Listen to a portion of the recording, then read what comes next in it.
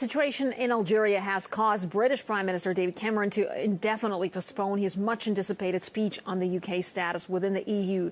Excerpts released from the statement say there is a danger that Europe will fail and that there is a looming possibility of Britain leaving the bloc unless reforms are carried out. Artie Serafuro says by delaying the speech, Cameron has put himself into an increasingly tight spot.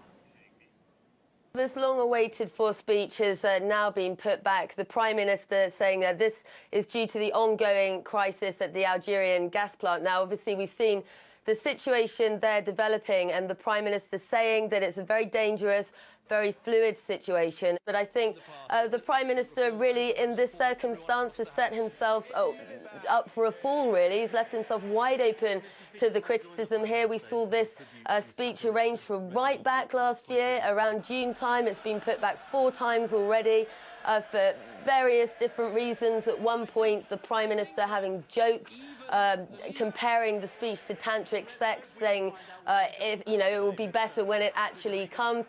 And, you know, that's not looking particularly funny anymore, and people wondering when, if indeed, it will ever come. What everyone was looking for from the speech was clarity, leadership over this issue. We've been speaking to a lot of the British public over the past few weeks, and they're very confused about what Cameron's stance is on Europe. One MP I was speaking to said, described this as the tail that's wagging the dog, that this hardcore group of Eurosceptics within his own party really dictating the Prime Minister's actions. I think he's really got no option now. He's really painted himself into a corner where he's got to have a referendum after an election.